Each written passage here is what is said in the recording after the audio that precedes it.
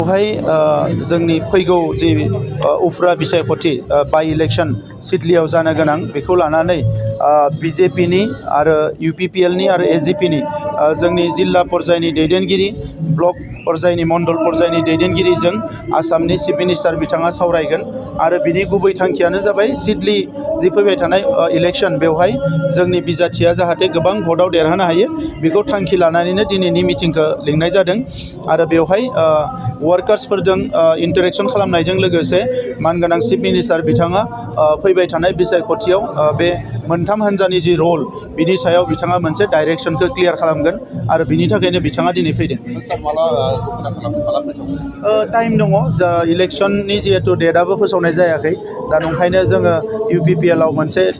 साब्रैनि committee दाना होदों बे कमिटिया बेखौ डिसाइड खालामगोन जे बिजाथिखौ माला फोसावगोन। बे जोंनि कमिटिया माने जेब्ला फाइनाल खालामगोन अब्ला जोंनि कमिटिनि फारसेनिफ्रायनो बेवहाय प्रेस मिट खुंनाय जागोन। बेबायदिथ' नुवाखै आङो सानफा एफा जिखौ नुदों जे बिर'धि होननाया बे जायखौ अपोजिशन होननानै बुङो बियो दुरबलनिफ्राय दुरबल जालांदों दा ओंखायनो फैबाय थानाय समाव माबायदि जागोन बेखौ समा खोन्थागोन नाथाय दानि नैबे बिसायख'थियाव जिहेतु बियो बाइ इलेक्शन बेवहाय सोरबा अपोजिशन